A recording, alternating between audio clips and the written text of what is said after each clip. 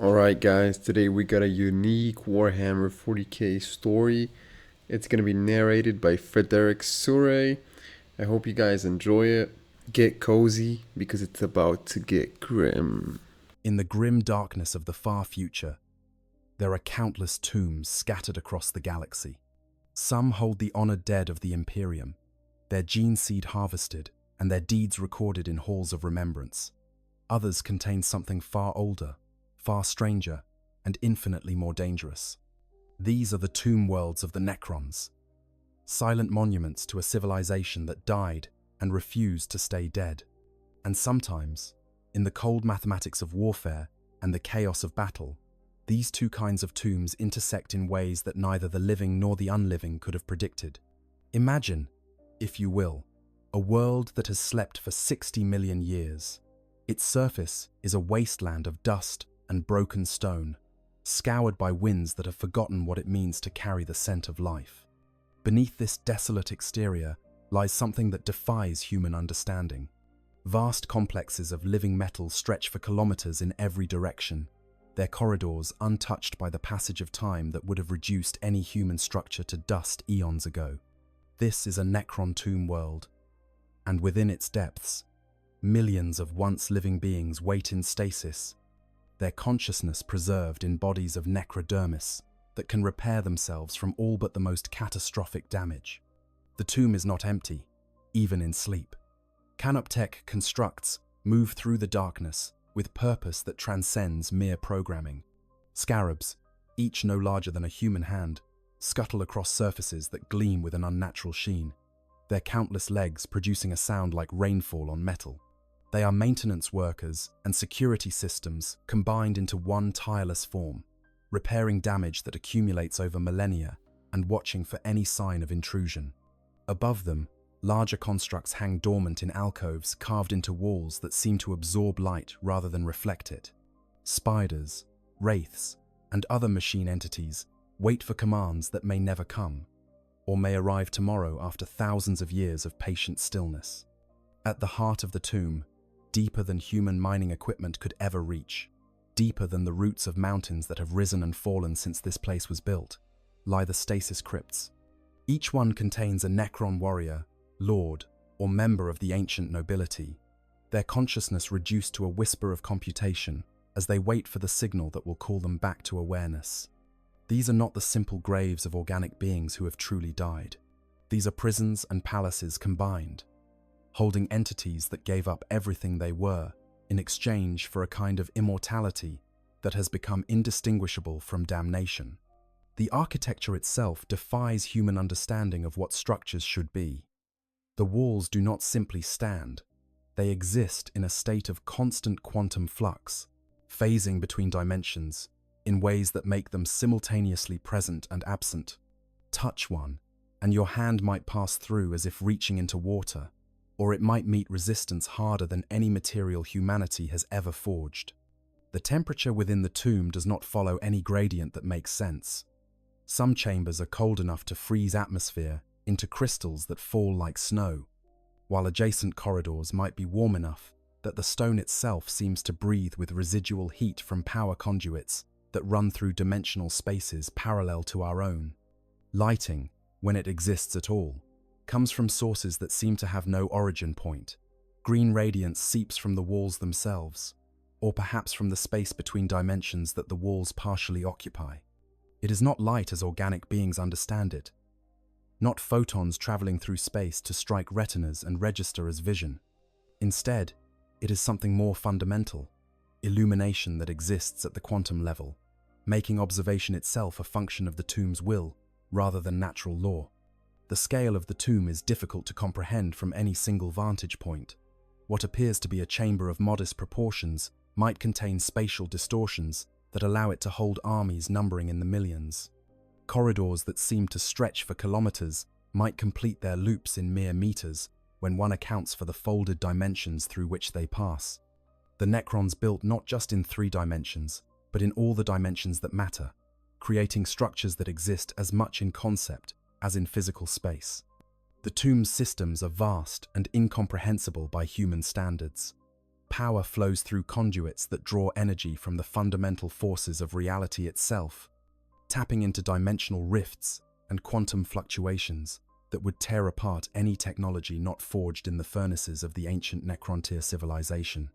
Sensors extend through the bedrock like invisible roots, detecting any vibration, any electromagnetic signature, any disturbance that might indicate the presence of life on the surface above.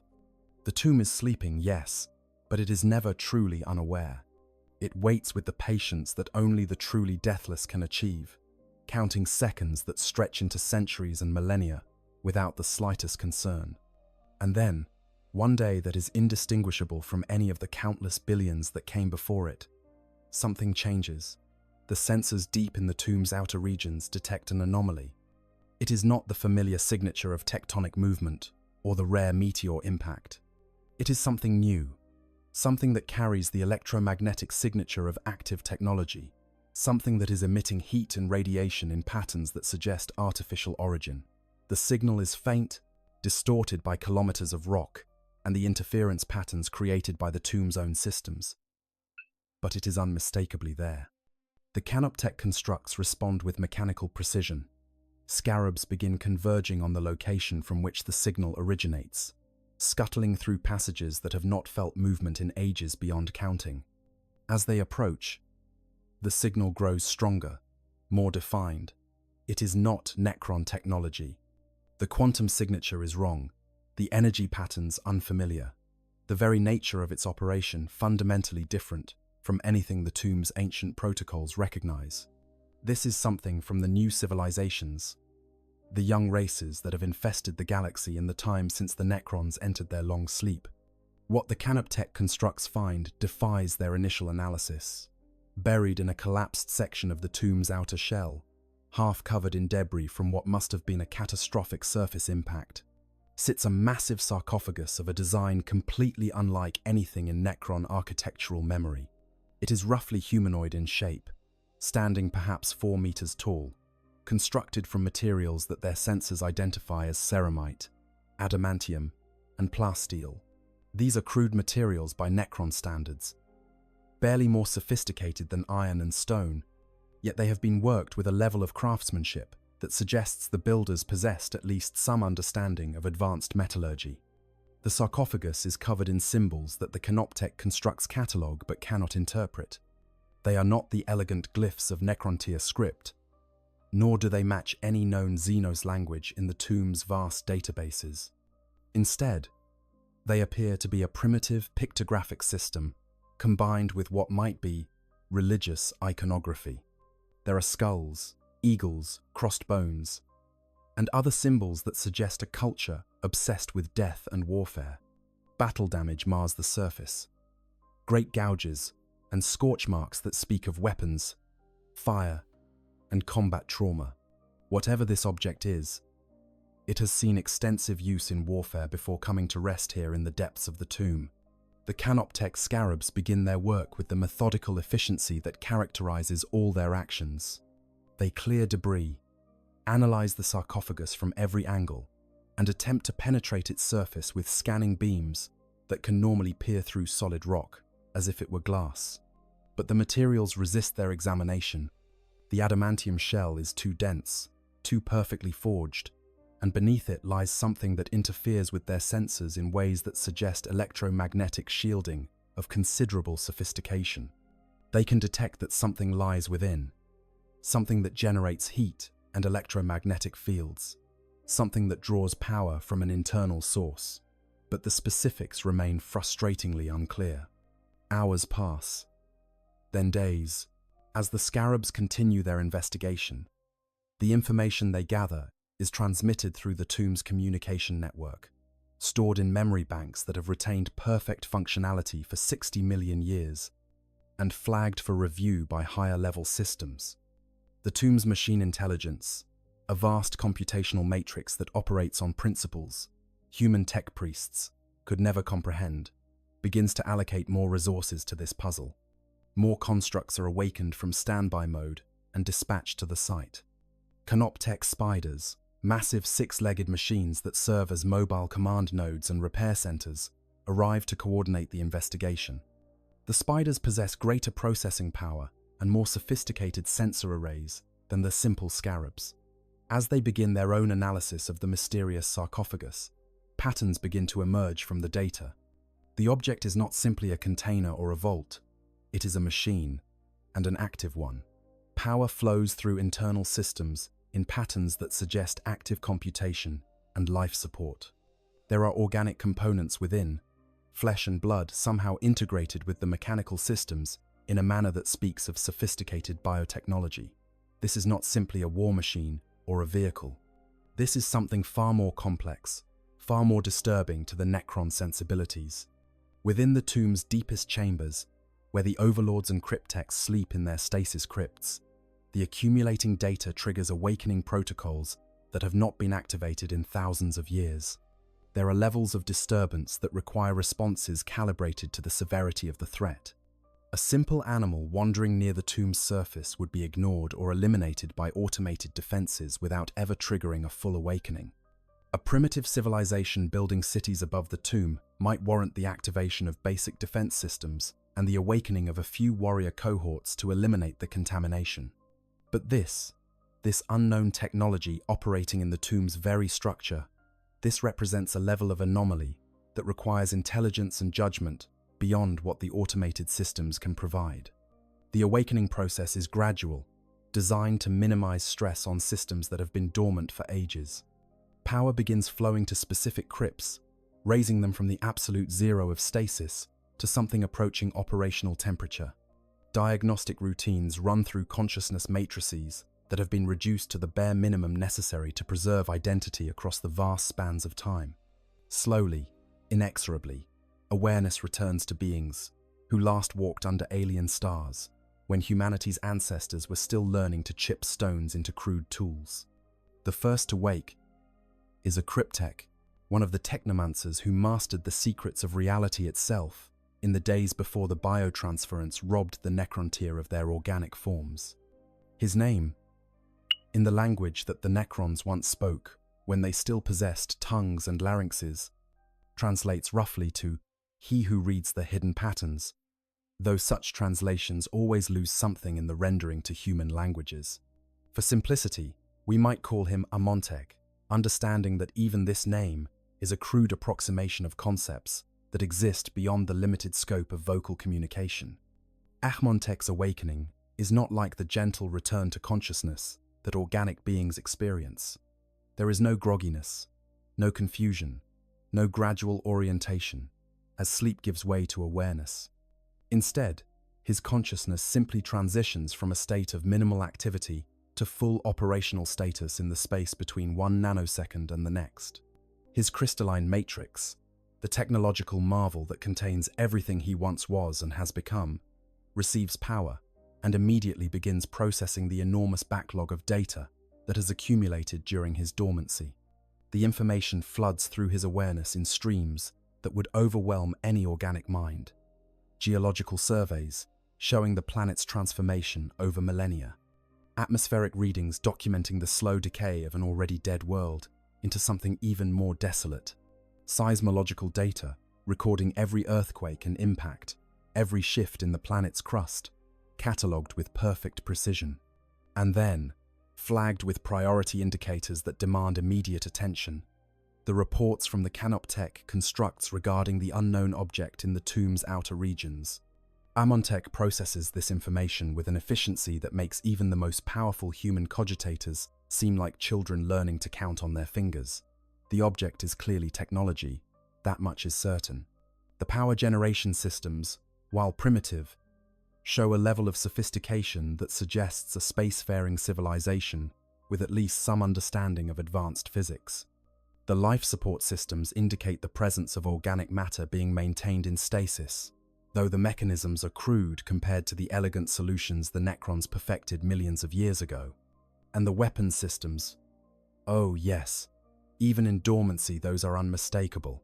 This is a war machine, built by a civilization that knows conflict intimately. But what kind of war machine?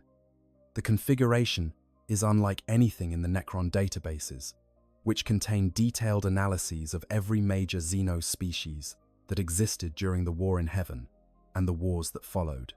The Eldar did not build such things, preferring their wraithbone constructs and psychic technologies.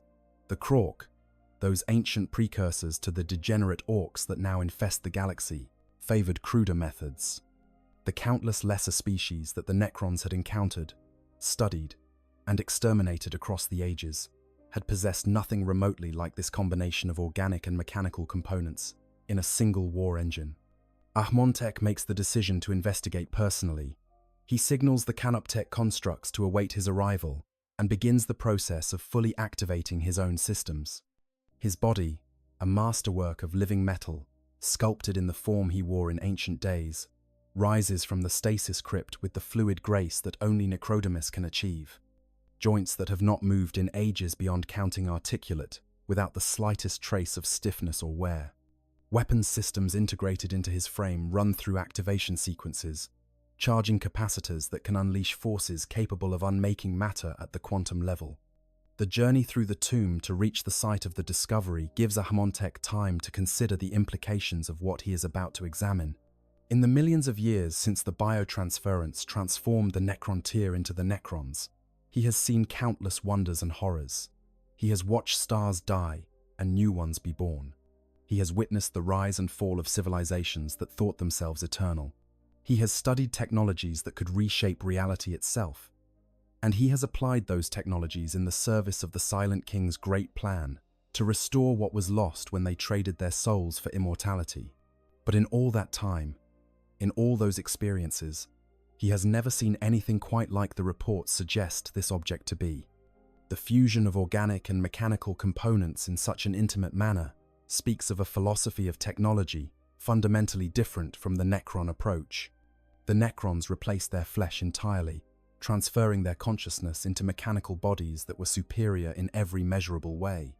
Whatever civilization built this machine took a different path, preserving the organic while augmenting it with mechanical systems, creating a hybrid existence that Ahmontek finds both fascinating and deeply unsettling.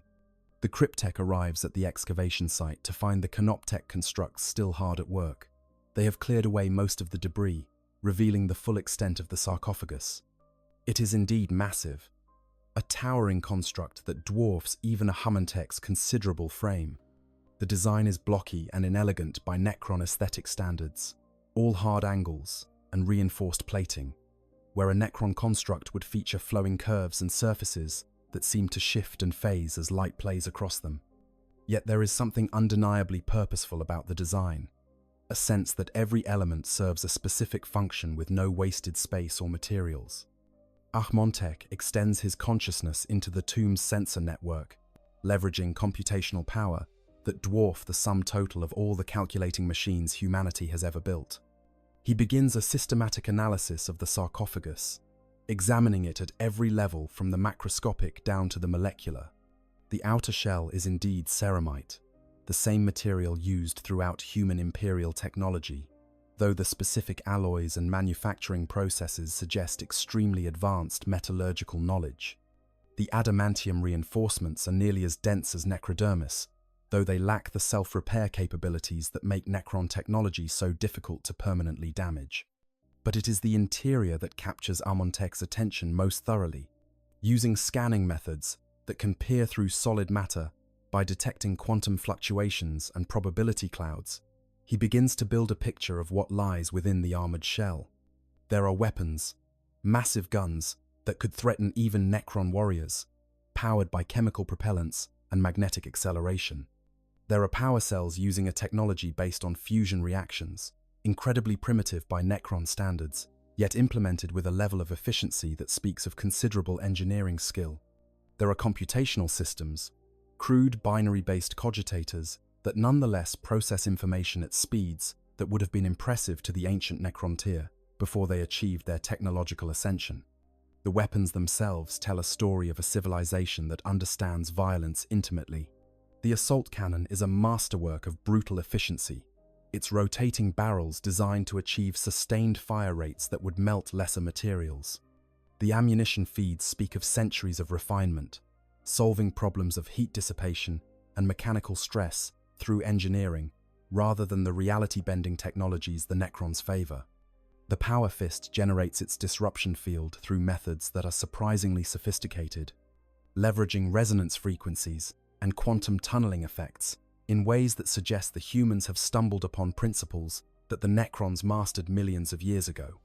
But these weapons are merely tools, implements of war attached to something far more complex and disturbing. The life support systems within the Dreadnought are a marvel of desperation, keeping flesh alive in conditions that should result in immediate death. Fluid exchanges cycle nutrients and remove waste products with a precision that suggests extensive trial and error. Chemical regulators maintain hormone balances and neural function in tissue that has been so heavily damaged and modified that it can barely be called organic anymore. Electromagnetic fields stimulate nerve endings that no longer have direct connections to sensors, translating digital inputs into sensations that approximate what the pilot once felt through flesh and bone. And at the center of it all, suspended in a sarcophagus within the sarcophagus, sustained by systems that pump fluids and generate electromagnetic fields, lies something that makes even Ahmontek pause in his analysis. It is organic tissue, flesh and bone, though badly damaged and partially replaced with mechanical augmentation. It is living, though only barely, kept in a state of suspended animation by technology that is sophisticated enough to preserve cellular function across spans of time that would normally result in decay and dissolution. The Cryptek spends days analyzing just the neural interface systems, marveling at the crude elegance of their design. The humans have created a direct connection between biological neurons and digital processing systems, allowing thought to control machine functions with a speed that approaches the efficiency of Necron command protocols. It is not as sophisticated as the biotransference technology that translated Necron-tier consciousness entirely into mechanical form, but it demonstrates an understanding of neural architecture that the Cryptek finds unexpectedly advanced for such a young civilization. Most disturbing of all are the signs of degradation that Ahmontek detects in the organic components. The tissue is dying, slowly but inexorably, breaking down at the cellular level in ways that even the sophisticated life support cannot entirely prevent. The neural pathways show signs of deterioration, synaptic connections weakening as neurons fail and are not replaced. The human within is literally fading away, his biological existence measured in centuries, rather than the millions of years the Necrons can endure.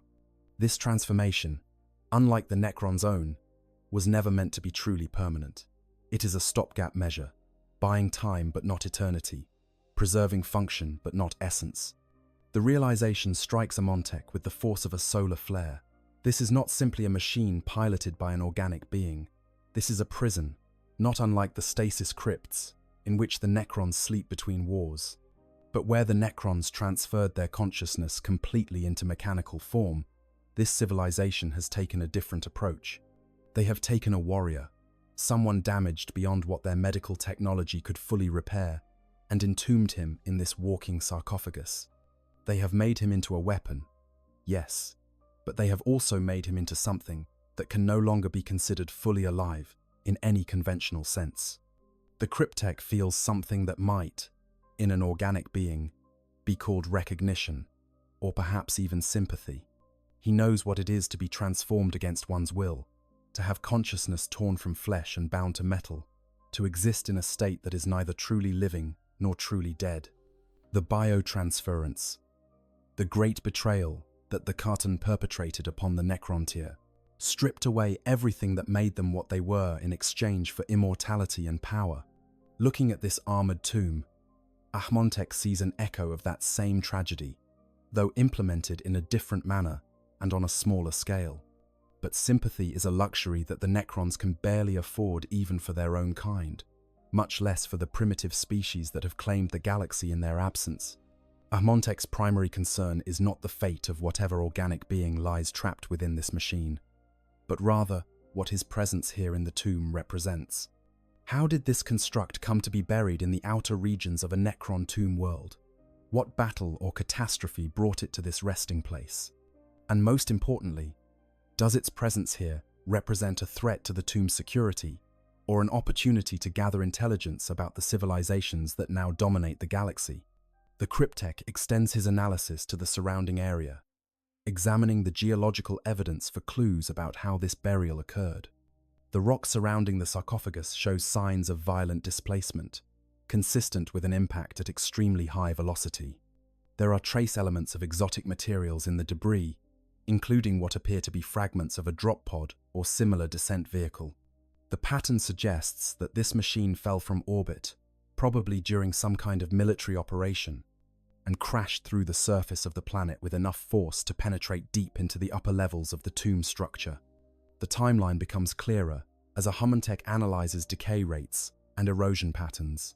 The impact occurred approximately 300 years ago, a mere eye blink in the vast spans of time the Necrons measure, but long enough that several human generations would have been born and died in the interim. Whatever battle brought this warrior to this place is long over, forgotten by the participants if any survive to remember it. The human Imperium, if that is indeed the civilization responsible for this technology, would have long since written off any survivors as lost and moved on to other conflicts in the endless grinding warfare that characterizes their existence. But the machine itself has not died. Its power cells, designed with a longevity that speaks of genuine engineering brilliance, continue to function. Its life support systems maintain the fragile organic tissue within, keeping it poised on the knife's edge between life and death. And its stasis protocols, activated automatically when the systems detected catastrophic damage and no possibility of immediate recovery, have placed the consciousness within in a state of deep hibernation that could theoretically persist for centuries or even millennia more. Ahamantech makes his decision. The sarcophagus will be extracted from the debris and brought deeper into the tomb for thorough study. This represents an unprecedented opportunity to analyze human technology at close range, to understand the capabilities and limitations of the species that has somehow come to dominate the galaxy in the Necrons' absence. Knowledge is power, particularly in warfare, and any intelligence gained from studying this machine could prove invaluable in future conflicts with the Imperium of Man. The Cryptech issues commands to the Canoptech constructs in a language of pure mathematics and quantum entanglement. The spiders begin coordinating the extraction, their massive forms moving with surprising delicacy as they manipulate the debris around the sarcophagus. Scarabs by the thousand swarm over the machine itself, analyzing every surface, every joint, every system they can access, without actually attempting to breach the hull. The process is slow and methodical, the Necrons having perfected patience over millions of years of existence. There is no rush, no sense of urgency.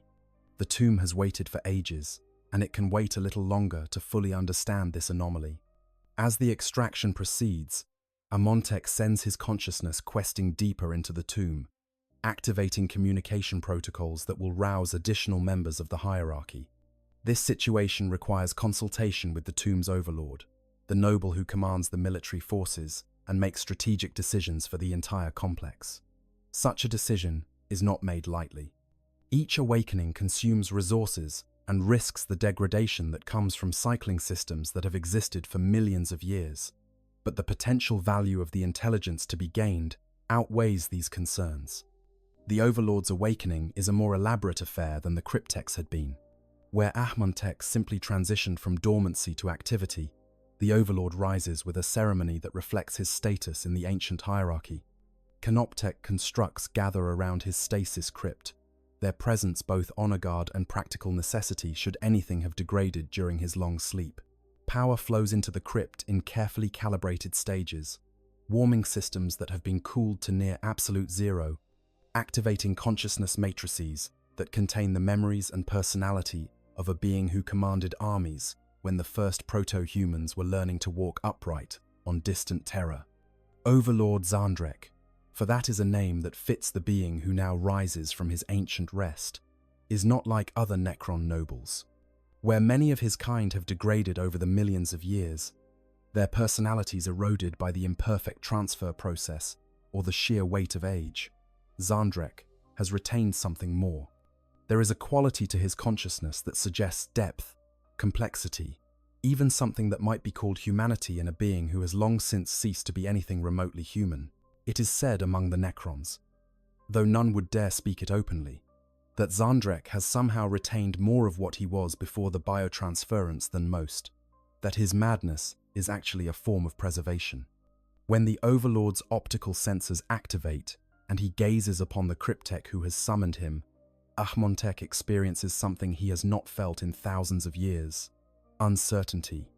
Zandrek's madness is well documented in the tomb's records. He often believes they are still the living Necrontyr, that their wars are still being fought against the old ones and their servitor races, rather than the young upstart civilizations that have inherited the galaxy. He addresses Canoptek constructs as if they were organic retainers, and speaks of events from the war in heaven as if they happened yesterday.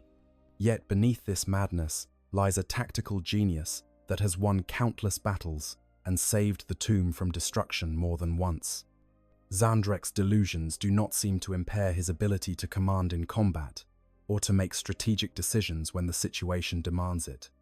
And so Ahmontek delivers his report with the respect due to a superior officer, describing the discovery of the unknown war machine and his preliminary analysis of its nature and origin. Zandrek listens with what appears to be polite interest, his posture perfectly proper for a noble receiving a report from a subordinate. When Ahmontek finishes, the Overlord is silent for a moment that stretches longer than the Cryptek expects. Then, in a voice that carries harmonics suggesting genuine curiosity rather than the flat mechanical tone many Necrons have degraded to, Zandrek speaks. Fascinating. You say this warrior fell from the sky during a battle? How? Conventional. In my day, we would have considered such a descent tactic rather crude. But I suppose these younger races must work with what they have. Tell me, does the warrior still live? Ahmontek considers how to answer this question. The organic tissue within the sarcophagus is technically alive, maintained in stasis by the machine's systems. But whether the consciousness that once inhabited that flesh still persists, still maintains any sense of identity or awareness during its long hibernation, is a question that cannot be answered without more invasive examination.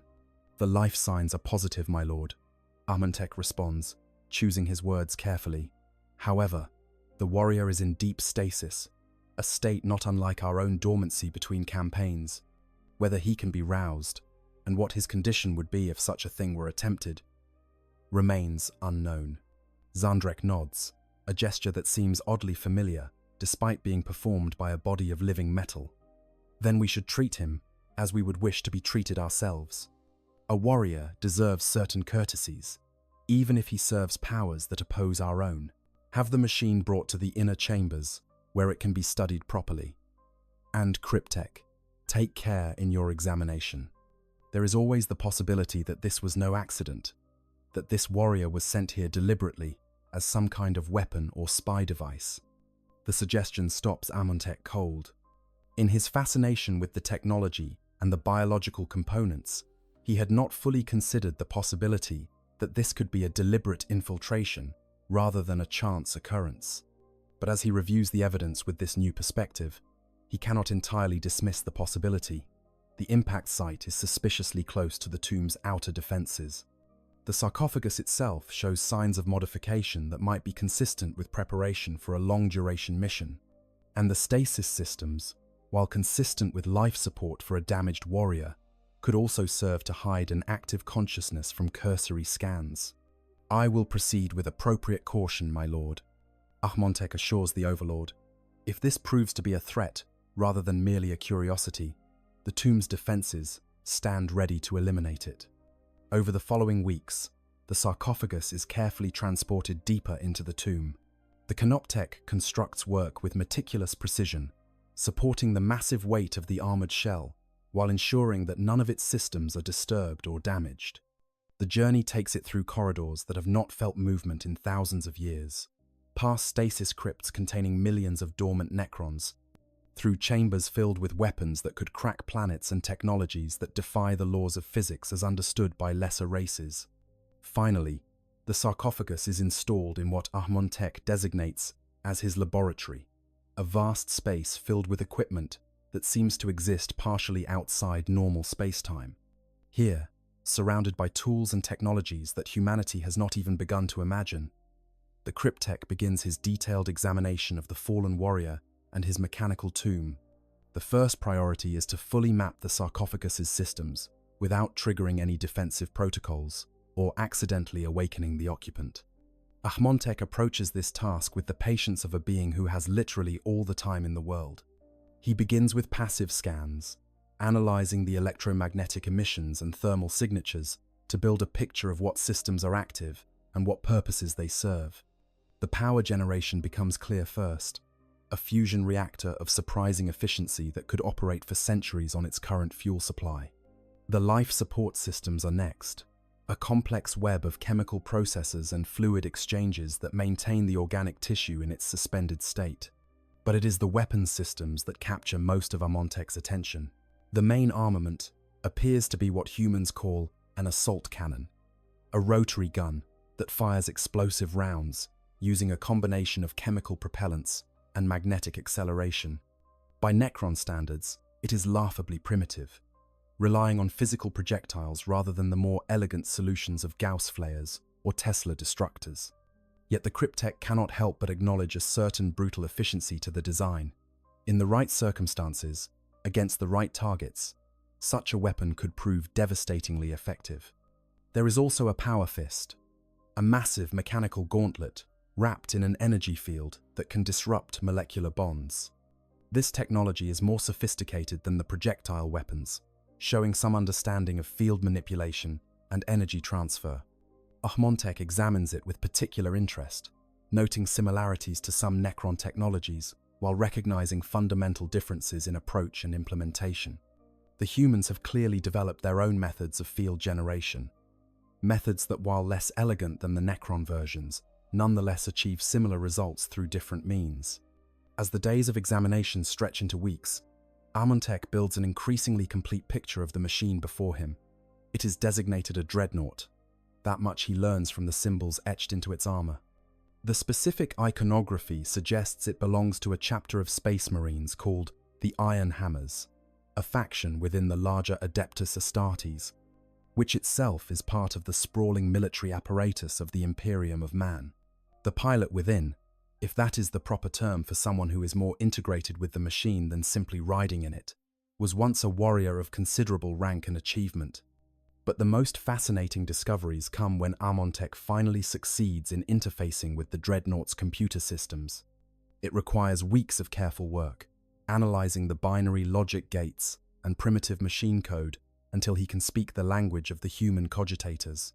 The security protocols are surprisingly robust for such a crude system, but they are designed to resist intrusion by other human machines, not the mathematical elegance of Necron cryptographic techniques. Once inside, Ahmontek discovers a treasure trove of data. There are combat logs stretching back centuries, detailing battles against orcs, chaos marines, tyrannids, and dozens of other threats. There are tactical assessments and strategic planning documents, showing how the Imperium organizes its military forces and responds to threats. There are even personal logs, recorded by the consciousness within during periods of wakefulness, speaking of duty and faith, and the slow erosion of humanity beneath the weight of endless warfare and mechanical existence. Reading these logs, Ahmontek experiences something he has not felt in longer than he can remember. Not quite empathy, perhaps, but certainly recognition. The voice in these logs speaks of transformation, of being changed from flesh and blood into something that is neither fully alive nor truly dead. It speaks of memories fading, of human connections becoming increasingly abstract, of existence reduced to the cycle of awakening, fighting, and returning to sleep. It speaks, in short, of everything the Necrons themselves experienced during and after the biotransference. The parallel is not exact, of course. The human warrior chose this transformation, or at least consented to it, after suffering injuries that would otherwise have been fatal. The Necrons had no such choice, being betrayed by their leadership and the Citan into surrendering their souls for the false promise of immortality. But the result is similar enough to disturb even Ahmontek's ancient consciousness. This human warrior, this space marine who once bore the name of Ulrich, before he became simply another designator in the chapter's inventory of resources, has been trapped in a state of existence that mirrors the Necrons' own cursed immortality. The cryptech brings these findings to Overlord Zandrek, presenting them with a level of detail that would overwhelm most recipients, but which the Overlord absorbs with apparent ease. When the report concludes, Zandrek is silent for a long moment, his optical sensors fixed on some distant point, as if seeing through the walls of the tomb to something beyond. So, the Overlord finally speaks. They have learned to make their own lesser version of what was done to us. How? Unfortunate for them. Tell me, Cryptek, if you were to awaken this warrior, what do you think he would do? Ahmontek considers the question carefully. Based on the combat logs and psychological profiles encoded in his systems, I believe he would assess his situation, identify us as hostile, and attempt to fight his way free. The Space Marines are noted for their fanaticism and refusal to surrender. Even facing certain destruction, he would likely choose combat over any other option. And yet, Zandrek muses, is that not also what we would do in his position? Awakening in enemy territory, surrounded by beings of immense power, with no hope of rescue or survival. Would we not also choose to fight? Simply because fighting is what we know, what we were made to do. 1-9. Tepsind. 1-9. 1-9. The question hangs in the air between them. More profound than Ahmontek initially realized. It speaks to the nature of their existence, to the purpose that defines them, now that they have become weapons, wrapped in the memories of what they once were. The Necrons fight because they were made to fight, because their transformation into mechanical bodies stripped away every other option, because in the endless war for the galaxy, there is no room for beings who cannot find purpose in violence and conquest. There is another consideration, my lord, Ahmontek adds after a moment. The warrior's presence here may not have gone entirely unnoticed by the Imperium. They are fanatic about recovering their fallen, particularly Space Marines whose gene seed and equipment represent significant resources. If they have any reason to believe one of their Dreadnoughts may have survived the battle that brought him here, they may return to search for him. Zandrek's optical sensors flare brighter for a moment, a sign of increased processing activity. Then we have three options. We can destroy the Dreadnought, eliminating any threat it might pose, and ensuring the Imperium gains no intelligence from its recovery. We can keep it dormant and study it further, gaining as much knowledge as possible from this unprecedented access to human technology. Or, he pauses, and Ahmontek can almost sense the tactical calculations running through the Overlord's consciousness matrix. We can awaken the warrior and attempt communication. The third option shocks Ahmontek more than he would care to admit. Communication with lesser races is not unheard of among the Necrons, but it is rare, and usually undertaken only when the benefits clearly outweigh the risks. The Imperium of Man, with its fanatical devotion to its corpse god and its xenophobic hatred of all non-human life, has proven particularly resistant to any kind of diplomatic contact. Awakening a Space Marine, one of the Imperium's most zealous warriors, and attempting to speak with him seems like an exercise in futility at best, and a significant security risk at worst. My lord, Ahmontek begins carefully, the likelihood of productive communication seems minimal. The humans' religious indoctrination makes them view all Xenos as enemies to be destroyed. Their Space Marines in particular are conditioned from childhood to kill without hesitation or remorse, and this particular warrior has been fighting for centuries, his mind shaped entirely by war and duty. What could we possibly say to such a being that would not result in immediate violence? Zandrek turns to face the cryptek directly, and in that moment, Ahmontek glimpses something in the Overlord's behavior that might be madness or might be insight beyond what any of them can comprehend. Perhaps nothing, Zandrek admits. But consider, Cryptek, what we might learn not from what we say to him, but from how he responds to finding himself in this situation. We could observe a human consciousness confronting the reality of beings far older and more powerful than anything in his experience. We could study how his faith sustains or fails him when faced with the truth of the galaxy's history. And we might, just, possibly, gain insight into whether these creatures that have inherited our galaxy possess any quality worth preserving when the time comes for the Necrons to reclaim what is rightfully ours. The argument is compelling, Amontech must admit, though it raises as many concerns as it addresses. The risks of awakening the Dreadnought are significant. Even a single space marine represents a formidable threat, and one housed in a Dreadnought shell with weapons capable of threatening Necron warriors is not to be taken lightly. If the situation escalates to violence, they may be forced to destroy the very subject they sought to study, losing all opportunity for further analysis. But the potential rewards are equally significant. The Necrons have been asleep for so long, isolated from the galaxy's evolution, that their understanding of the current political and military landscape is dangerously incomplete. Every piece of intelligence they can gather about the Imperium, every insight into how humans think and fight and die, brings them one step closer to the day when they can successfully prosecute their war to reclaim the galaxy from the young races that have infested it in their absence. If we proceed with this course of action, Amontech finally says, we must take precautions. The chamber should be reinforced with additional defensive measures. We should have a significant military force on standby in case the situation cannot be contained, and we should prepare multiple contingency plans for every possible response the warrior might make. Agreed, Zandrek responds. See to it. And Cryptek, one more thing. When the warrior awakens, I wish to be present for the initial contact. I would speak with him myself, if he proves capable of communication beyond simple aggression. The preparations take several more weeks. Amontech coordinates with the tomb's military forces, awakening cohorts of Necron warriors to serve as security during the experiment. The chamber containing the Dreadnought is reinforced with additional layers of living metal that can phase through dimensions to absorb even the most powerful weapons fire. Defensive turrets are installed in alcoves that can seal themselves instantly if needed, ready to unleash Gauss fire or Tesla arcs at a moment's notice. Throughout this preparation, Amontech continues his study of the human logs and data files.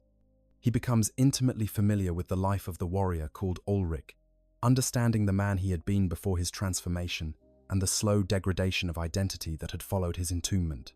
The parallel to his own existence grows more uncomfortable the more he learns. Like Ulrich, Amontech was someone before the biotransference, a scientist and philosopher among the Necrontyr who studied the fundamental nature of reality. Like Ulrich, he has watched that original identity fade beneath the weight of military necessity and the slow erosion that comes from existence in a mechanical form. The difference, Amontech realizes, is one of scale and acceptance. Ulrich's transformation came suddenly, violently, changing everything. He was in a single catastrophic moment. The Necrontyr's transformation was slower, more deliberate, with generations of preparation and promises of glory before the final betrayal. But in both cases, the result was the same. Consciousness, trapped in metal, fighting endless wars in service to powers that care nothing for the individual beyond their utility as weapons. Finally, all preparations are complete. Overlord Zandrek takes his position in the reinforced chamber, flanked by his personal guard of Lichguard, armed with war scythes that can cleave through any known material. Behind them, cohorts of Necron warriors stand in perfect ranks, their Gauss flayers charged and ready. Canoptek constructs fill the upper reaches of the chamber, ready to deploy scarabs or wraiths if the situation demands additional intervention. Amontech approaches the Dreadnought with tools and technologies that seem more magical than scientific to those who do not understand the principles behind them.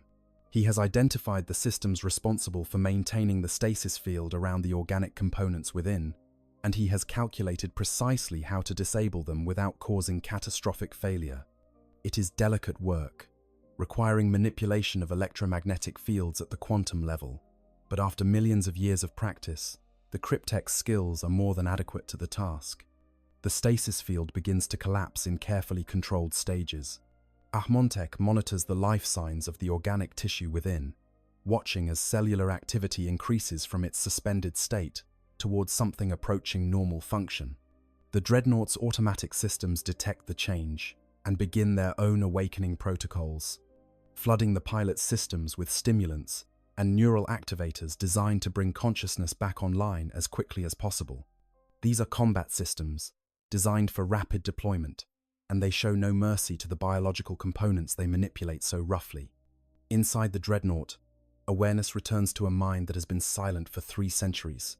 It is not a gentle awakening, not the slow drift from dream to reality that organic beings experience naturally. Instead, it is an assault, a flood of sensation and information that threatens to overwhelm consciousness, barely prepared to receive it. Combat drugs surge through what remains of the organic body, forcing neurons to fire and synapses to activate whether they are ready or not. Diagnostic routines flash across internal displays faster than organic perception can follow, reporting system status and environmental analysis in a deluge of data.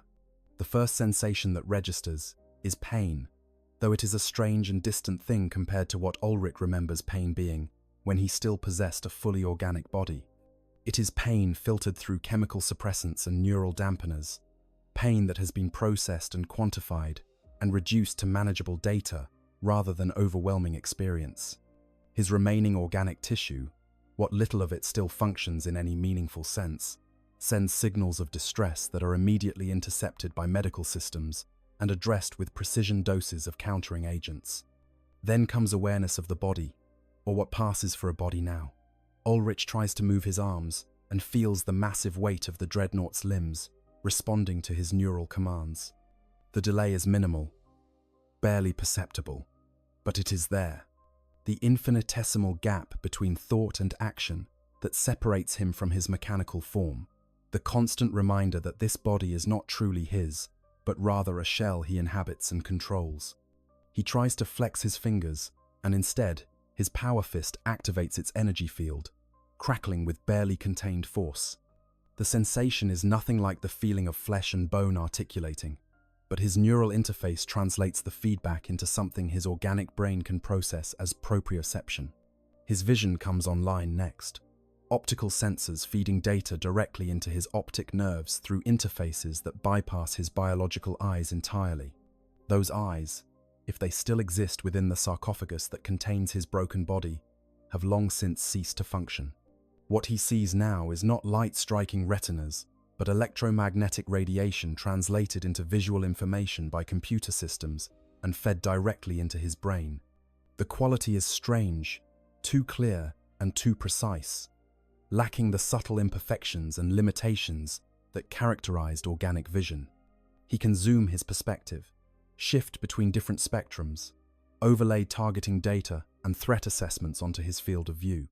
It is superior to human vision in every measurable way. Yet it feels alien and wrong. Audio input floods his consciousness next. The mechanical wheeze of his own life support systems, the whisper of servos and actuators as he moves, the ambient sound of the chamber around him. But there are other sounds too, harmonics and frequencies that his organic ears would never have detected.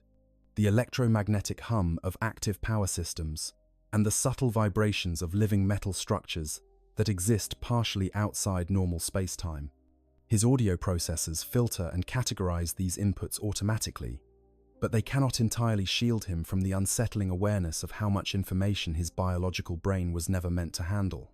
The warrior within, the consciousness that still identifies itself as Ulrich, though that name feels increasingly distant and meaningless, struggles to orient himself. The last thing he remembers is combat, the thunderous impact of his assault cannon, the screaming of his power fist through enemy armor, and then the catastrophic failure as something, he cannot recall what, tore through his defenses and sent him tumbling into darkness. He had expected to wake in the familiar halls of his chapter's fortress monastery, tended by tech priests and chaplains who would prepare him for his next deployment. But the expected never prepares one for the impossible, and what his senses report makes no sense within any framework his centuries of experience have provided. The chamber dimensions are wrong, too vast, and yet too close at the same time, as if space itself has been folded in ways that Euclidean geometry cannot adequately describe. The materials surrounding him defy analysis, his sensors returning data that contradicts itself, reporting matter that is simultaneously solid and intangible, present and absent, existing and not existing in states that violate every physical law he understands. And then there are the figures. His threat detection systems scream warnings across his consciousness, painting every surface with target designators and priority indicators. But even as his weapon systems charge and his tactical analysis begins running engagement scenarios, some deeper part of his awareness realizes that these are not threats he has any framework for understanding. They are not orcs with their crude weapons and savage tactics. They are not Chaos Marines with their corruption and blasphemy. They are not Tyranids with their biological horror. They are something else entirely. Something his training never prepared him for, because the Imperium in its vast archives contains no record of anything like them. Instead, his optical sensors show him something that makes no sense. The chamber around him is vast, far larger than any space in the monastery. The walls are not the honest stone and ceramite of Imperial architecture, but something else entirely. A material that seems to shift and flow like liquid metal frozen in time. And standing before him, illuminated by lighting that seems to come from nowhere and everywhere simultaneously, are figures that his combat identification systems cannot classify. They are roughly humanoid, standing between 2 and 3 meters tall, but the resemblance to human form ends there.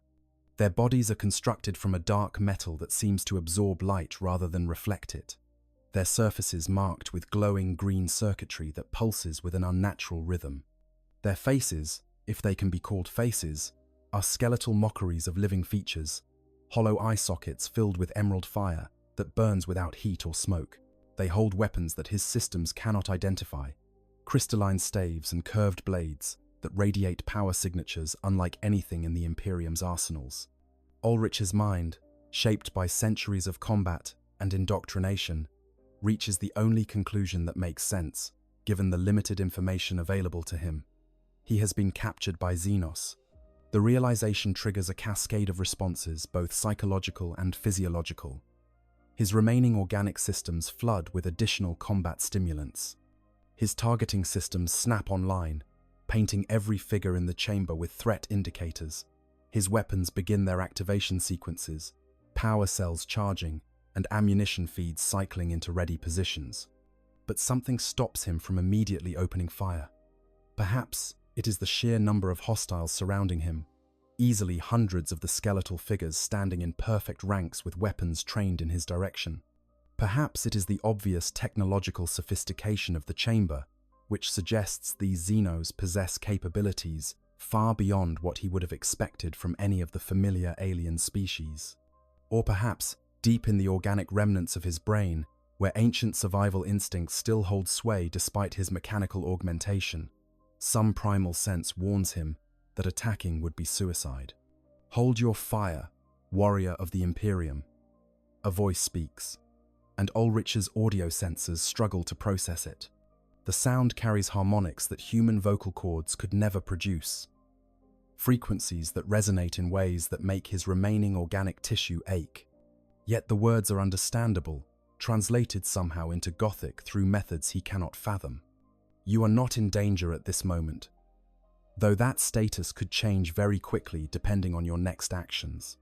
The voice comes from one of the taller figures, one whose form seems somehow more ornate than the others. Its metal skin bears intricate patterns that might be decoration or might serve some technological purpose Ulrich cannot determine. It holds no weapon that he can see, though the staff it carries pulses with energy signatures that his sensors insist are impossible, reading as simultaneously matter and energy, particle and wave, existing in states that violate every physical law he knows. "Identify yourself, Xenos," Ulrich responds, his mechanical voice carrying none of the uncertainty he feels. "You have violated Imperial space and captured a servant of the Emperor. This is an act of war that will be answered with the full fury of the Adeptus Astartes." The threat would be more impressive if Ulrich had any idea where he was or how he came to be here. His last clear memory is of combat on a world whose name he cannot quite recall, fighting enemies whose faces have already faded from his recollection. Between that moment and this awakening lies only darkness and the vague sense of time passing in vast quantities. He could be anywhere in the galaxy, could have been unconscious for days, or decades or longer. The realization is deeply disturbing, but he pushes the emotional response aside with the ease of long practice. "We are the Necrons," the ornate figure responds, and though Ulrich systems contain no reference to such a species, something in the name carries weight beyond simple identification. "We ruled this galaxy when your ancestors were still learning to knap flint into crude tools. We fought wars that reshaped reality itself, while your species was an evolutionary accident, waiting to be crushed by the first predator to notice them. We died and refused to stay dead, sleeping through the rise and fall of empires that thought themselves eternal. And now, we have awakened to find our galaxy infested with vermin who dare to claim dominion over what is rightfully ours." The words are delivered without particular heat or emphasis, making them somehow more chilling than any threat. This is not boasting or posturing. This is statement of fact from beings who have no need to convince lesser species of their superiority. Ulrich's combat systems flag the figure as a priority target, but every tactical analysis he runs comes back with the same conclusion: engagement would be futile. He is one Dreadnought, damaged and alone, surrounded by potentially hundreds of hostiles in an environment they control completely. "If you are so powerful," Ulrich responds, choosing his words carefully, "why have I not heard of you before? The Imperium's records contain no mention of any Xenos species called Necrons." "Because we have been asleep," another voice answers. This one, coming from a figure that approaches from the side. This one is different from the others, its form more heavily decorated with technological attachments and modifications.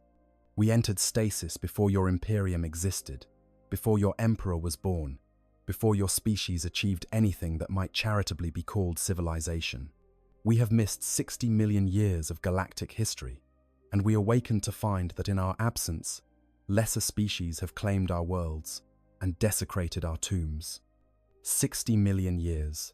The number is so vast that Ulrich's mind struggles to process it. The Imperium, which considers itself ancient and eternal, has existed for merely 10,000 years.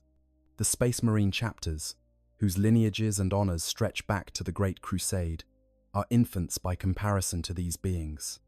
If what they say is true, and Ulrich has no way to verify or disprove their claims, then these Necrons are older than anything in human experience, older than legends, older than myths. "You lie," Ulrich says, but there is no conviction in his mechanical voice. Nothing could survive for so long. Nothing could sleep for millions of years and awaken unchanged. And yet here we stand. The first figure, the one who identified as their leader, responds, "We did not survive, not in any sense you would understand. We died, every one of us, surrendering our flesh and blood to become what you see before you. We are consciousness divorced from biology, minds preserved in machine bodies that can endure across ages that would reduce your finest armor to dust. We are what you are becoming, Space Marine, though you do not yet realize it." The words strike deeper than any physical blow could. Ulrich has spent centuries coming to terms with his transformation into a Dreadnought, with the slow erosion of his humanity beneath the weight of mechanical existence. He has watched his memories fade, his connections to his former life weaken, his sense of self become increasingly abstract. But he has always told himself that he remained fundamentally human, that beneath the metal and ceramite, there still existed the man he had been. Now, looking at these skeletal figures who claim to have made the same transformation millions of years ago, he sees a possible future that terrifies him more than any enemy he has ever faced. If they speak truly, if they really are organic consciousnesses transferred to mechanical forms, then what he sees before him is what he might eventually become. Not a warrior serving the Emperor, but a weapon that has forgotten what it once was, executing programming that has replaced personality. "I am nothing like you," Ulrich insists, but the denial sounds hollow even to himself. "I serve the Emperor of mankind, the greatest being ever to exist.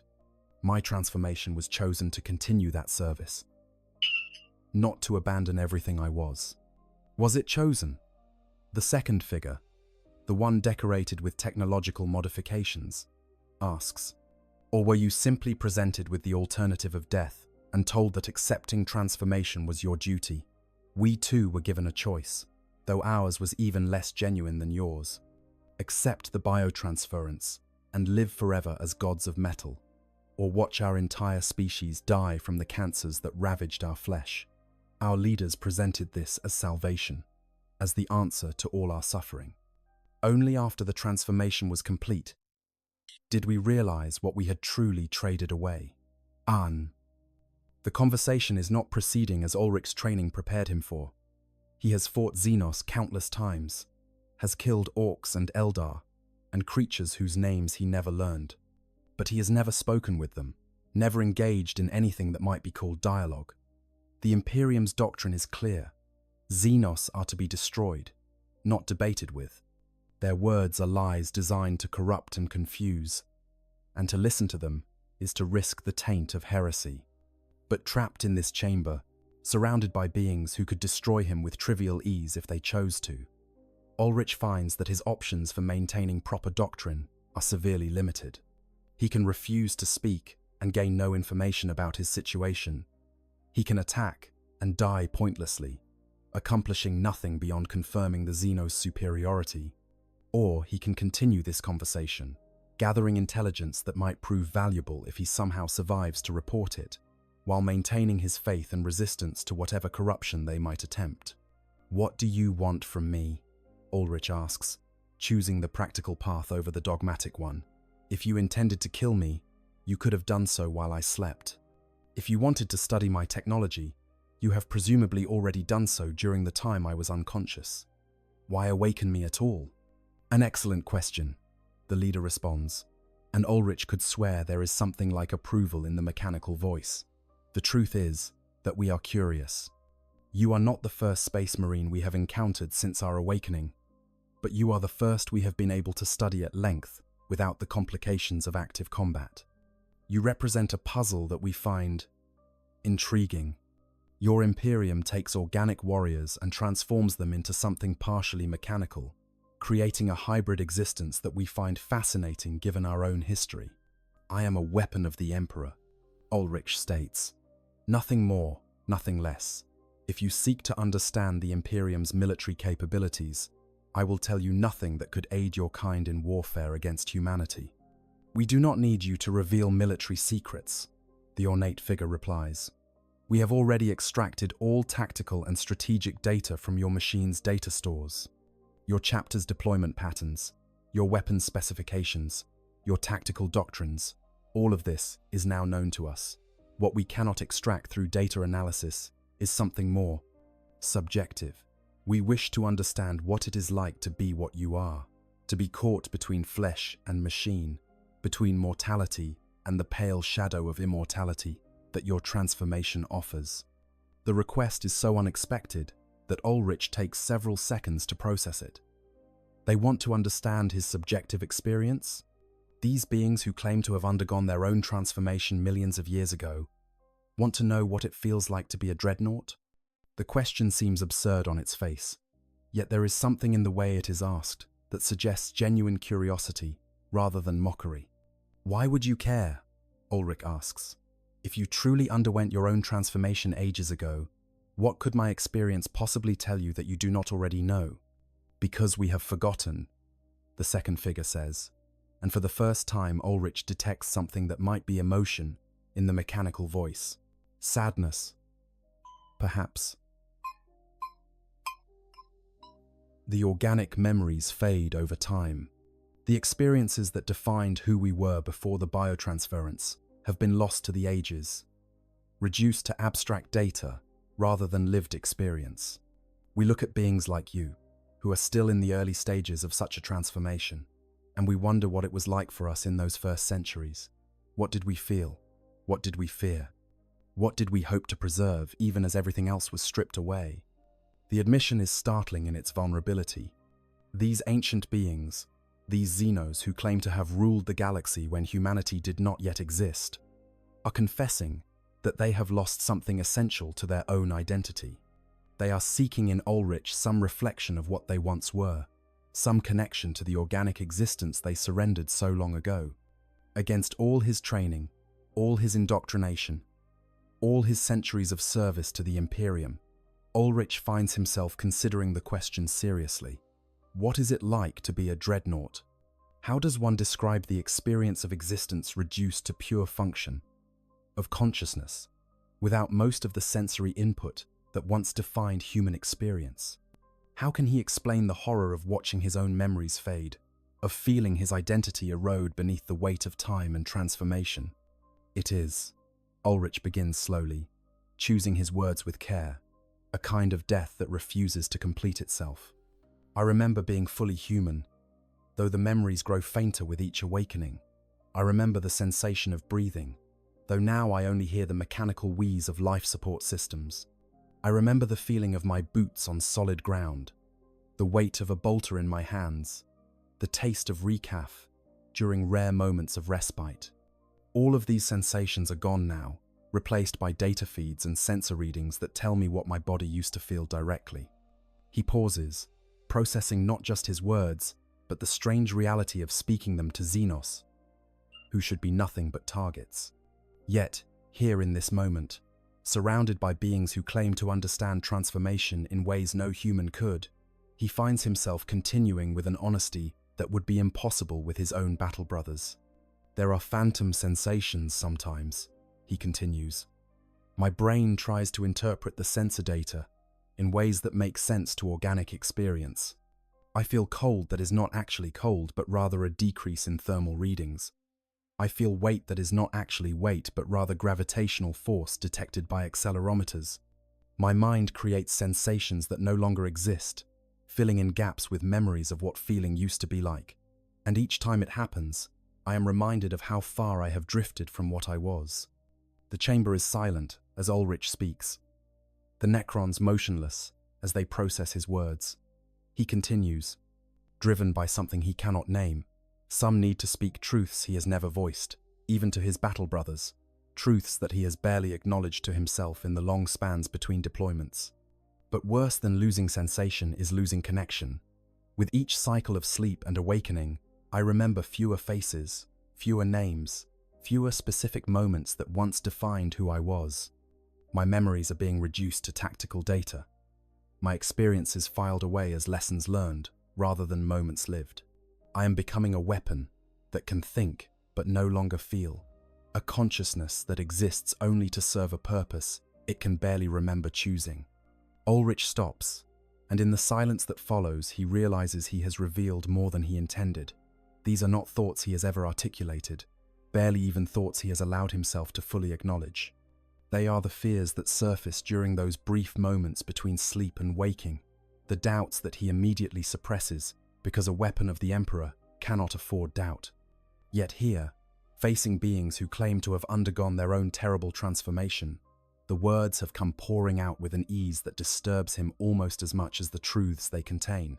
There is more, he finds himself saying, unable or perhaps unwilling to stop now that he has begun. The isolation is its own horror. My battle brothers treat me with reverence, but it creates distance rather than closeness. They see an ancient one, a walking shrine to their chapter's history, a monument more than a person. They do not see someone who still struggles with the same doubts and fears they experience. They cannot understand what it is like to feel your humanity slipping away one neuron at a time, one fading memory after another. He pauses again, his mechanical systems processing the emotional weight of what he is expressing, even as his organic brain grapples with the vulnerability of voicing it. I serve the Emperor, and that service gives my existence purpose.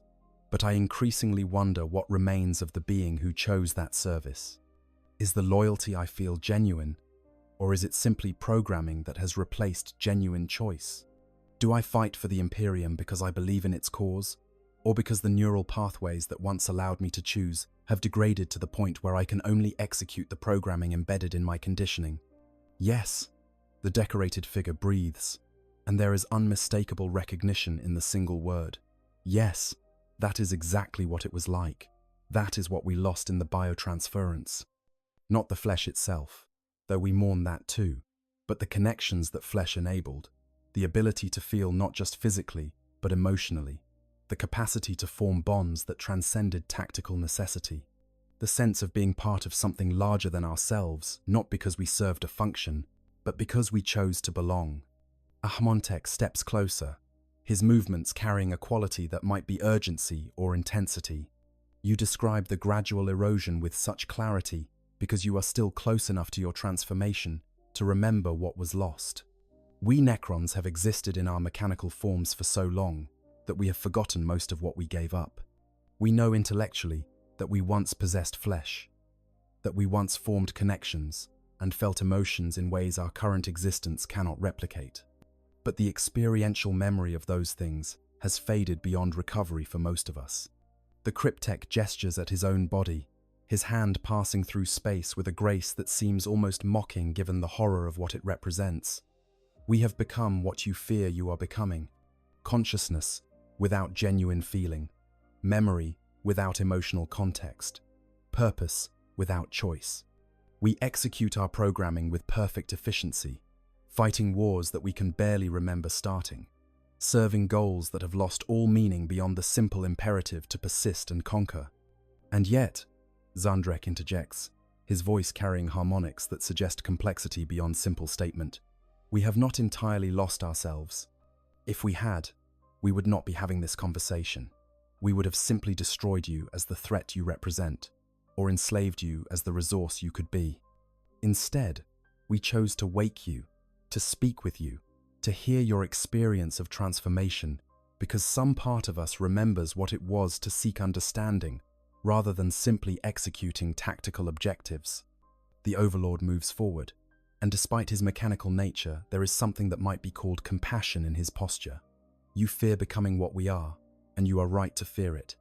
The loss of connection, the reduction of memory to data, the replacement of choice with programming, these are not theoretical possibilities, but inevitable outcomes of the path you have been set upon.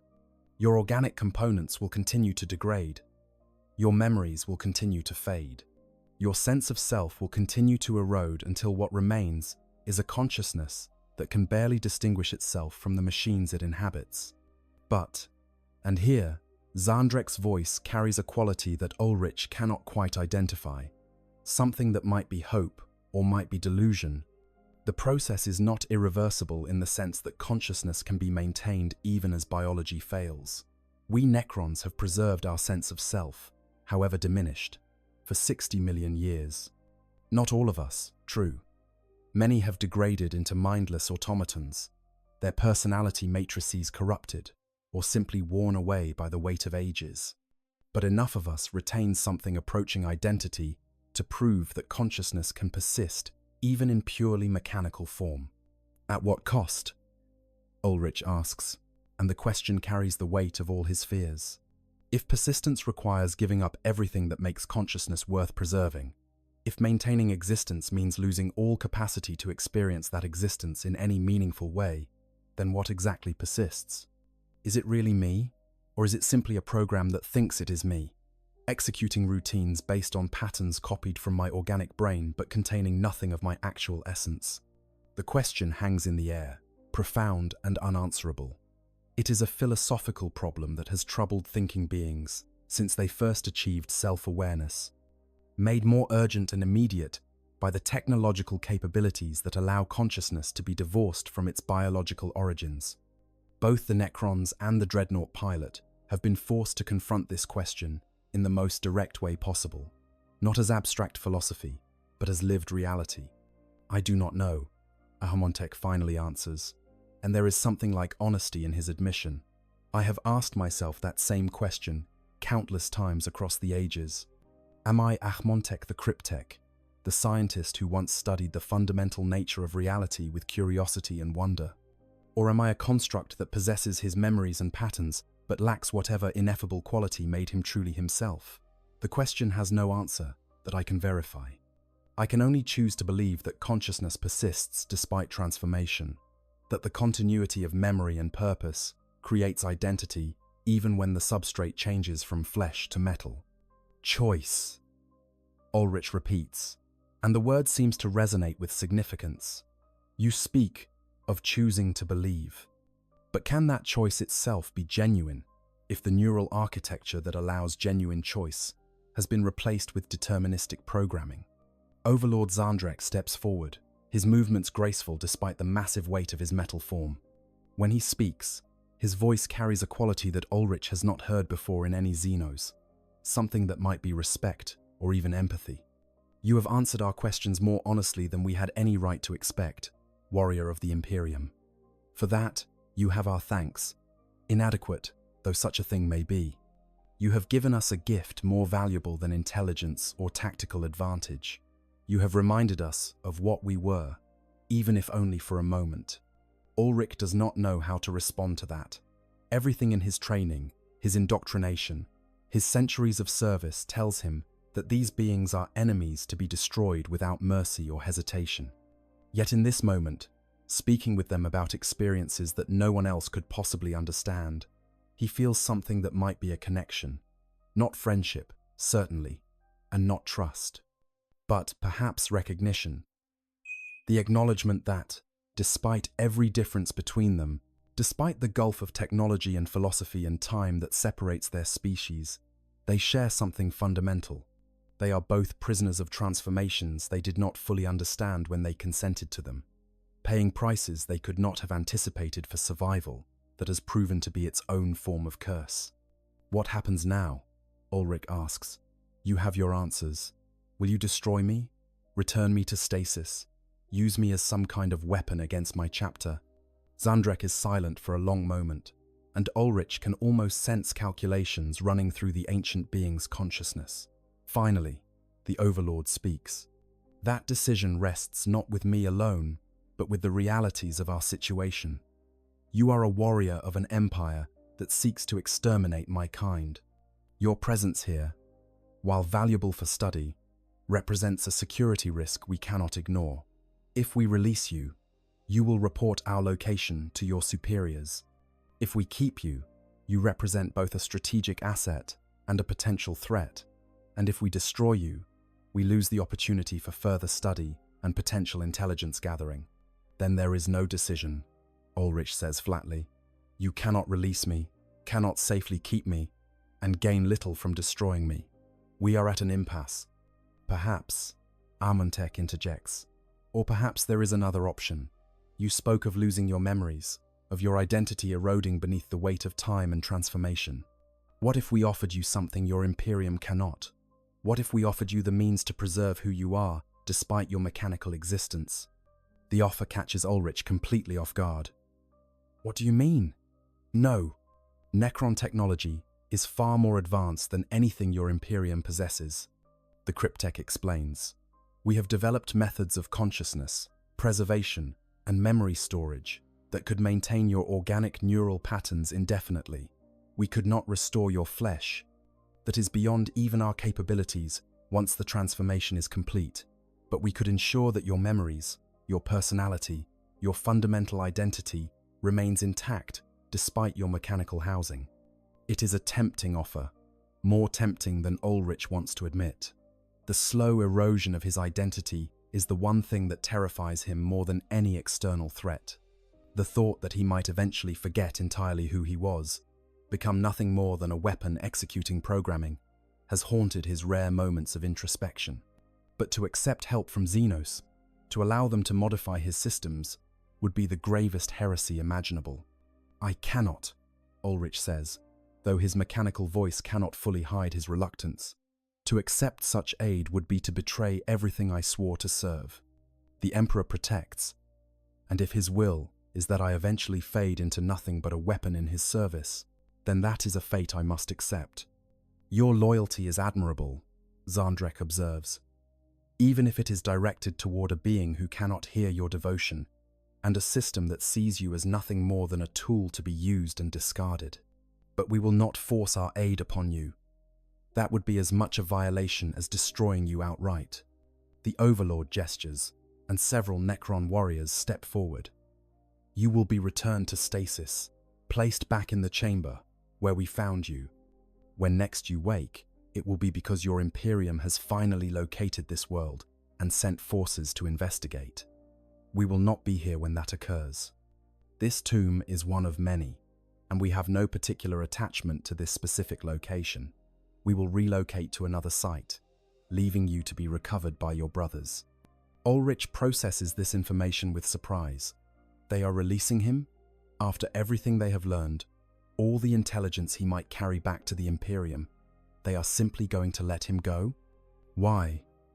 he asks. "Why show me mercy?" "Because," Amontek responds, "you have shown us something we thought we had lost. In speaking with you, in hearing your words about identity and erosion, and the struggle to remain who you are despite transformation, we have remembered what it was like to be newly changed. We have glimpsed, however briefly, the beings we were before time and age stripped away everything but purpose and programming. For that gift, such as it is, we can offer you this small mercy.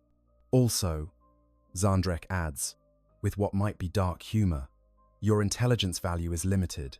You know only that we exist, which your Imperium will learn soon enough anyway, as we reclaim our worlds. You know something of our technology, but your primitive understanding cannot hope to comprehend enough to present a genuine threat.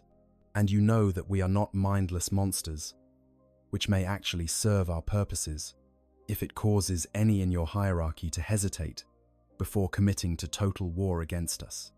The logic is sound, Ulrich must admit, though it stings his pride to acknowledge it. He is being released not out of compassion, but because he represents minimal threat, while potentially serving as a messenger, carrying information the Necrons want spread. He is being manipulated even in the moment they grant him freedom. But freedom is freedom, even when it comes with strings attached. The alternative is destruction or indefinite captivity, neither of which appeals to him. If accepting release means serving Xenos purposes in some small way, that is a price he is willing to pay for the chance to return to his chapter and resume his service to the Emperor. "I accept your terms," Ulrich says, "though I will report everything that has occurred here to my superiors, including your plans to relocate and your technological capabilities." "We would expect nothing less," Zandrek responds. "A warrior who would betray his own kind to serve enemy interests is worthless even to those enemies. Your loyalty, misguided though we believe it to be, is admirable in its constancy." The Necrons begin the process of returning Ulrich to stasis, his systems gradually cycling down as the life support mechanisms prepare for extended dormancy. As consciousness begins to fade, Ulrich finds himself thinking about the conversation he has just experienced. These Xenos, these ancient beings who should be nothing but targets to be destroyed, have shown him something he had not expected. Not kindness, exactly, but understanding. Recognition of shared experience across the vast gulf that separates their species. In his final moments of awareness before sleep claims him once more, Ulrich makes a decision that would horrify his chaplains and possibly result in charges of heresy if he ever spoke it aloud. When he is recovered, when he makes his report to his chapter leadership, he will tell them everything about the Necrons' technology and capabilities. But he will also tell them something else. Something that the Imperium, in its dogmatic certainty, might not want to hear. He will tell them that the Xenos are not simply monsters to be exterminated without thought. They are beings with their own tragedies, their own losses, their own struggles to maintain identity in the face of transformations that stripped away everything they once were. They are enemies, yes, and they must be fought because the Imperium's survival demands it, but they are not incomprehensible. They are not beyond understanding. And in that understanding might lie opportunities that simple hatred and violence could never achieve. As sleep takes him, Ulrich experiences something he has not felt in centuries. Not quite hope, perhaps, but something approaching it. The possibility that his existence, trapped between flesh and machine, serving purposes he can barely remember choosing, might have meaning beyond simple violence. The chance that his experience might serve as a bridge, however fragile, between species that share more than either would willingly admit. The Necrons watch as the Dreadnought systems enter full dormancy, the glow of its sensors fading to darkness, the hum of its power cells dropping to a whisper. Amontek performs final scans to ensure the stasis took hold properly. that the organic components within will survive until recovery.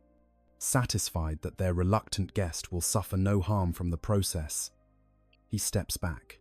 An interesting specimen, the cryptech observes. The human capacity for faith continues to fascinate me, even as it confounds all logic and reason. Faith is not about logic, Zandrek responds. It is about finding meaning in existence that offers no inherent purpose. We Necrons lost our faith in the biotransference, along with so much else. Perhaps that is what makes these humans so dangerous. They have something to believe in beyond mere survival and dominance. The tomb begins its relocation process, vast systems coming online to transport the entire complex through dimensional rifts to a new location light years away. The Dreadnought is carefully moved back to a position near what will become the surface after the transition, placed where eventual recovery teams will find it without too much difficulty. The Necrons are thorough in their deception, arranging the debris to suggest long burial rather than recent placement, ensuring that human sensors will detect only what the Necrons want them to detect. When the relocation is complete and the tomb has settled into its new home beneath the surface of a different dead world, the Necrons return to their crypts. Zandrek and Amontek are among the last to enter stasis, their final duty to ensure that all systems are functioning properly and that no trace of their brief awakening remains to threaten the tomb's security. As the cryptech prepares to return to his long sleep, Zandrek speaks one final time. Do you think he will keep his word? Will he report what he experienced here? He will report it, Ahmontek responds with certainty. Whether anyone believes him is another question entirely. The Imperium is not known for accepting information that contradicts its dogma. They will likely dismiss his account as hallucinations caused by his damaged organic components or corruption from extended stasis. Perhaps, Zandrek muses, or perhaps a few will listen. A few will wonder if there might be more to this galaxy than their limited doctrine allows them to see. And in that wondering, in that momentary hesitation before they commit to total war against us, opportunities might emerge that would not otherwise exist. A dangerous game, my lord, Ahamontek warns, giving mercy to an enemy in hopes that he might spread uncertainty among his ranks. All games are dangerous when played for stakes this high, the Overlord responds. But consider the alternative. We could have destroyed him, adding one more death to the countless trillions we have already inflicted across the ages.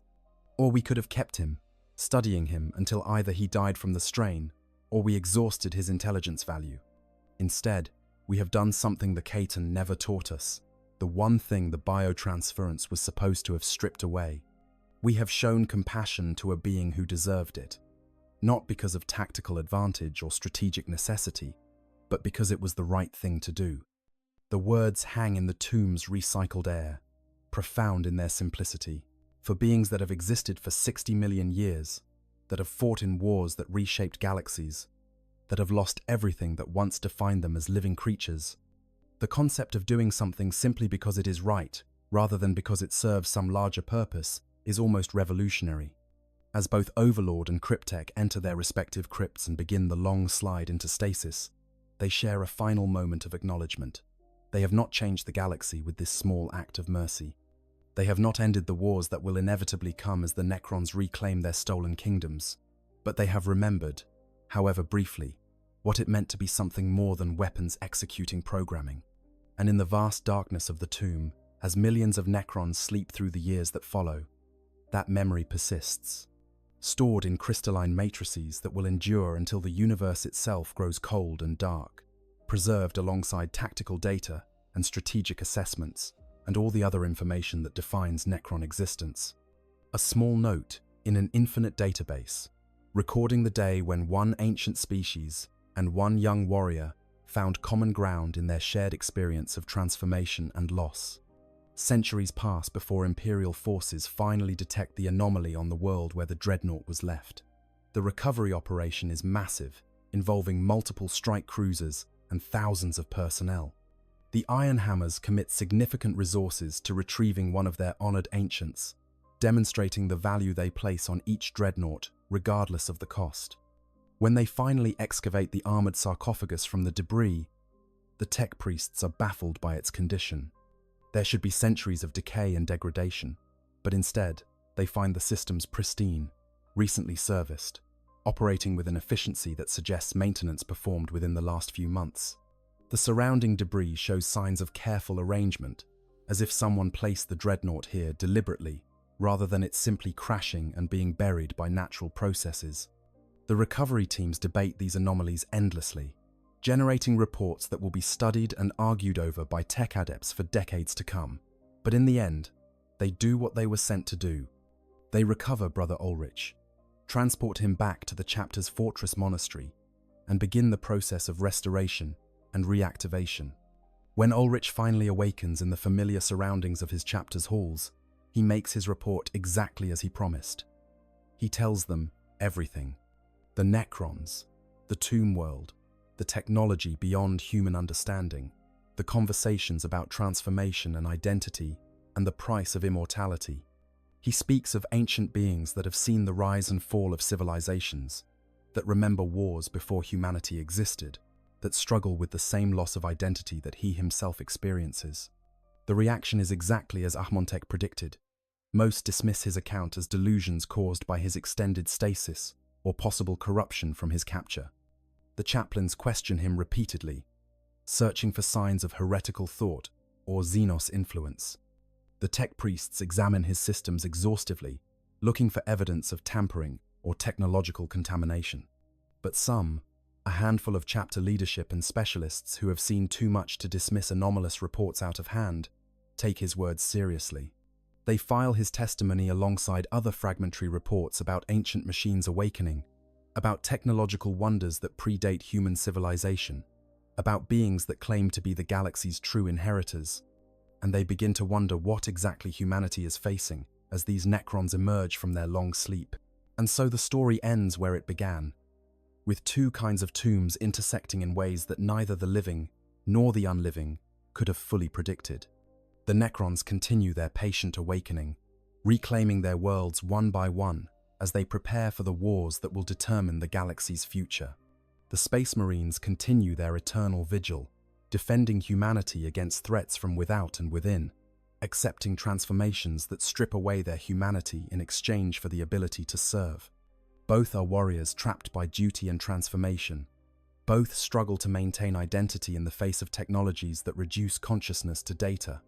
Both serve powers and purposes that care nothing for the individual beyond their utility as weapons.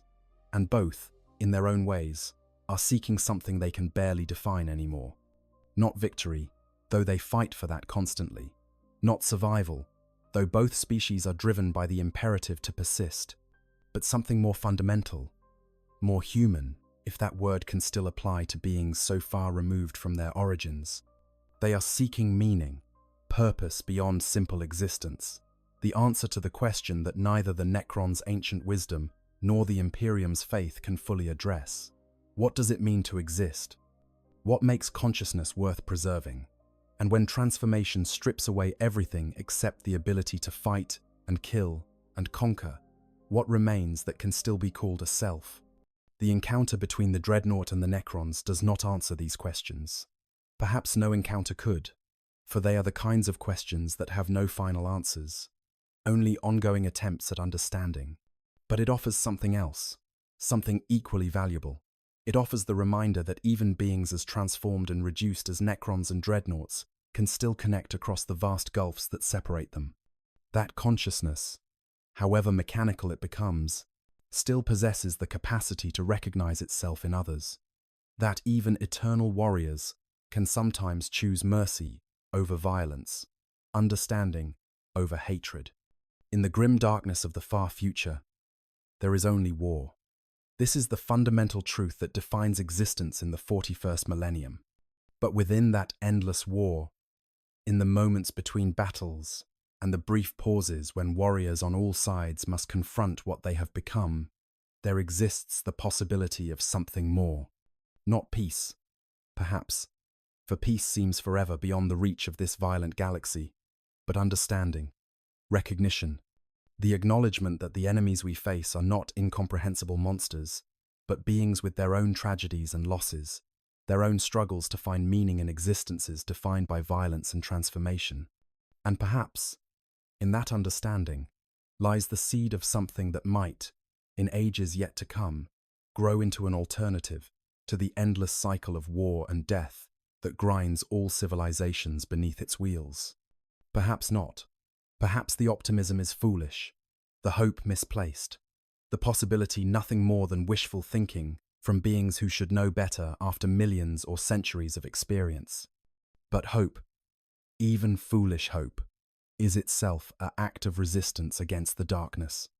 To believe that things could be different, that understanding might bridge the gap between species, that compassion might survive even in beings transformed into weapons, this is to deny the fundamental premise that only war defines existence. It is to insist, against all evidence and reason, that consciousness matters for more than its capacity to kill.